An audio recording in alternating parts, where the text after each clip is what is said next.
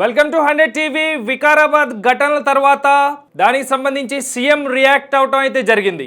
అయితే ఈ దాడుల వెనుక గ్రామస్తులే చేశారా లేకపోతే బీఆర్ఎస్ నాయకులే చేశారా అంటూ కూడా వార్తలు బయటకు వస్తున్నాయి. ఇదిలా ఉంటే పోలీసులు ఆల్రెడీ ఇప్పటికే బీఆర్ఎస్ ఎమ్మెల్యే పట్నం నరేందర్ రెడ్డిని అరెస్ట్ చేయడం కూడా జరిగింది. సో ఈయన అరెస్ట్ తర్వాత తీవ్ర ఉత్కంఠగా మారిన సిచ్యువేషన్స్ చూస్తున్నాం. అయితే ప్రతీక్ జైన్ అధికారులతో ఫార్మా కంపెనీ ఏర్పాటు దిశగా గ్రామస్తుల దగ్గరికి వెళ్ళి మాట్లాడే ప్రయత్నం చేస్తూ ఉండగా జరిగిన ఈ ఘటన వెనుక బీఆర్ఎస్ నాయకుల హస్తం ఉందంటూ కూడా సీఎం రేవంత్ రెడ్డి గారు అయితే స్పందించడం జరిగింది. అయితే దీనికి సంబంధించిన సమాచారం కోసం మన రిపోర్టర్ హారిక లైన్లో ఉన్నారు. సో అడిగి మాట్లాడి తెలుసుకునే ప్రయత్నం చేద్దాం. సో నమస్తే హారిక. నమస్తే నాయ్. అయితే నిన్న వికారాబాద్ జిల్లా సొంత జిల్లా అయినటువంటి సీఎం రేవంత్ రెడ్డి గారి పర్యవేక్షణలో ఉన్నటువంటి జిల్లా. అయితే దాంట్లో నిన్న ప్రతీక్ జైన్ కలెక్టర్ గారు అలాగే మిగతా సభ్యులు కూడా అక్కడికి చేరి ప్రజాభిప్రాయ సేకరణలో భాగంగా ఘటన అయితే ఎదురైన సంఘటన మనకు తెలుస్తుంది. అయితే ఈ ఘటన గ్రామస్తులే చేశారా లేకపోతే సీఎం రేవంత్ రెడ్డి గారు రియాక్ట్ అయిన తర్వాత బీఆర్ఎస్ నాయకుల హస్తం ఉందంటూ కూడా కథనాలు నడుస్తున్నాయి. సో అది ఎంతవరకు వాస్తవం, మీ దగ్గర ఉన్న సమాచారం ఏంటి? ఎస్ నవీన్, లగచర్ల గొడవ మీద ఇప్పటికీ చాలా క్వశ్చన్స్ ఉన్నాయి. అంటే ఒకవైపు కేసు అటెన్షన్, మరోవైపు పొలిటికల్ అటెన్షన్ ఎక్కువైపోయింది అనుకోవచ్చు తెలంగాణలో. అసలు దాడి చేసింది గ్రామస్తులేనా లేకపోతే ఇంకెవరైనా, ఇంకా మొత్తానికి ఎంక్వైరీలో తేలాల్సిందే అని చెప్పేసి అంటున్నారు. అయితే సీఎం రియాక్షన్ తర్వాత అధికారుల చర్యలు ఎలా ఉండబోతున్నాయి అనేది కూడా హాట్ టాపిక్ గా మారిందని చెప్పుకోవచ్చు. అయితే ఇక్కడ ప్రధానమైన ప్రశ్న ఏంటంటే ఆల్రెడీ బీఆర్ఎస్ మాజీ ఎమ్మెల్యే నరేందర్ రెడ్డి గారిని కూడా అరెస్ట్ చేయడం ఆల్రెడీ చూసాం. అయితే ఇప్పుడు కోర్టు ముందు కూడా ప్రవేశపెట్టనున్నట్టు కూడా తెలుస్తుంది. సో కోర్టు దగ్గర పరిస్థితి ఎలా ఉంది? రైట్, ప్రస్తుతం అయితే ఆయనని ఫస్ట్ హాస్పిటల్ తీసుకెళ్లారు పరీక్షల నిమిత్తం, అండ్ తర్వాత ఇప్పుడు కోర్టులో హాజరుపరిచారు. అయితే ఆయన బయటికి వచ్చే వరకు ఎదురు చూడాల్సిందే అంటున్నారు. ఎందుకంటే సురేష్ అనే వ్యక్తితో ఎక్కువగా ఆయన కాల్ డేటా చూస్తే, నరేందర్ రెడ్డి కాల్ డేటా చూస్తే సురేష్ అనే వ్యక్తితో ఎక్కువగా కాల్స్ మాట్లాడినట్టు తెలుస్తుంది. అండ్ ఇది ఇప్పుడు జరిగిన దాడి ఏదైతే ఉందో కలెక్టర్ పైన, ఆ దాడి కూడా ఒక ప్రీ ప్లాన్డ్ గా చేశారు అని చెప్పేసి అంటున్నారు.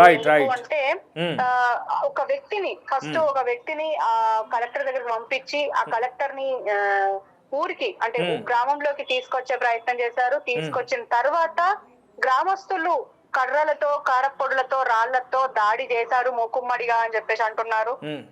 అయితే ఇదంతా బీఆర్ఎస్ నేతలే చేయించారు అని చెప్పేసి, అది కూడా మాజీ ఎమ్మెల్యే పట్నం నరేందర్ రెడ్డి ఉన్నారు అని చెప్పేసి ఆయన మీద ఒక డౌట్ తో ఆయనని అదుపులోకి తీసుకున్న వెంటనే అరెస్ట్ చేసినట్టు చెప్తున్నారు.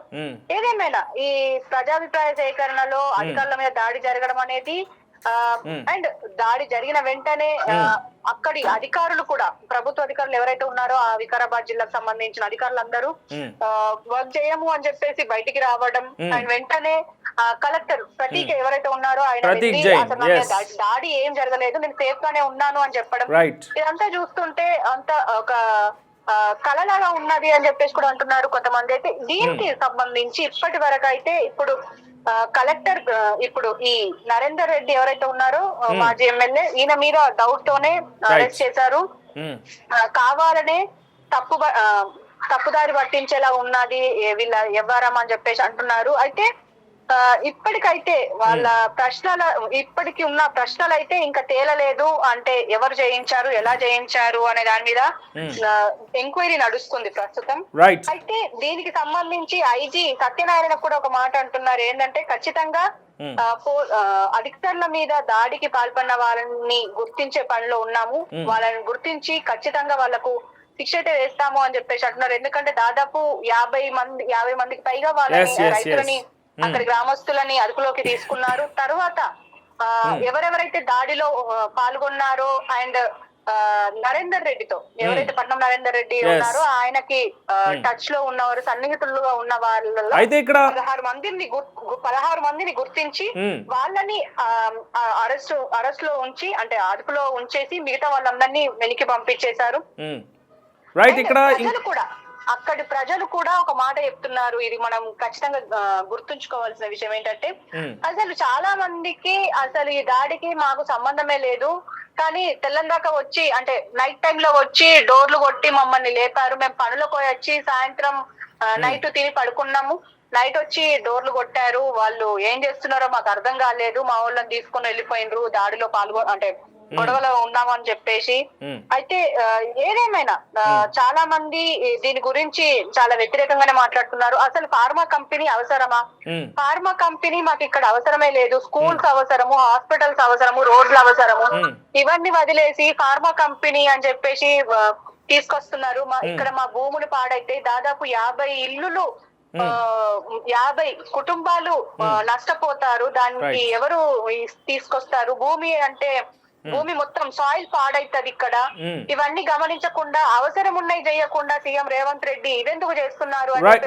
రైట్ హారిక, ఇంకొక ప్రశ్న అయితే, పట్నం నరేందర్ రెడ్డి గారు అరెస్ట్ తర్వాత కేటీఆర్ గారు కూడా ఆ వ్యక్తి ఎవరైతే ఉన్నారో దాడికి ప్రేరేపించాడో ఆ వ్యక్తికి కేటీఆర్ గారికి కూడా సంభాషణ జరిగినట్టుగా కూడా ఐజీ మాటలో తెలవడం జరిగింది. అయితే కేటీఆర్ గారు ఇన్వాల్వ్ అయ్యారా, లేకపోతే కావాలని బీఆర్ఎస్ నాయకుడు కాబట్టి కేటీఆర్ గారిని ఈ విషయంలోకి లాగారా? ఎగ్జాక్ట్లీ. అంటే నేను మొదట చెప్పినట్టుగా భోగమోని సురేష్ అనే వ్యక్తితో పట్నం నరేందర్ రెడ్డి, మాజీ MLA Patnam Narender Reddy call details అయితే పోలీసుల దగ్గర ఎగ్జాక్ట్ గా ఉన్నాయి. అందుకే ఇప్పుడు సురేష్ అయితే ఈ భోగమోని సురేష్ ఎవరైతే ఉన్నారో ఆ వ్యక్తి అంటే ఈ దాడిలో పాల్గొని అందరినీ ఉసుగొల్పిన వ్యక్తి ఎవరైతే ఉన్నారో అతను మాత్రం ఇప్పుడు పరారీలో ఉన్నారు. నరేందర్ రెడ్డిని ఇక్కడ ఫిల్మ్ నగర్ లో అరెస్ట్ చేశారని తెలిసింది. అయితే కేటీఆర్ వర్కింగ్ ప్రెసిడెంట్ గా వాళ్ళ ఇంటికి వెళ్ళి మాట్లాడించే ప్రయత్నం చేస్తున్నారు. కానీ ఇందులో ఇంకా ఆయన పేరైతే బయటికి రాలేదు.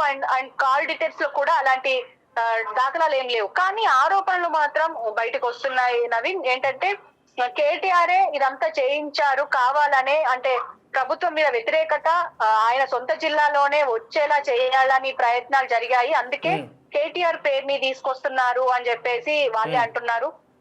సో ఏదేమైనా ఇంకా పూర్తి డీటెయిల్స్ అయితే ముందు రావాల్సి ఉంది. ఎందుకంటే కోర్టులో విచారణ జరుగుతుంది. విచారణ తర్వాత మిగతా డీటెయిల్స్ వచ్చే అవకాశం ఉంది Naveen. Right, thank you Harika.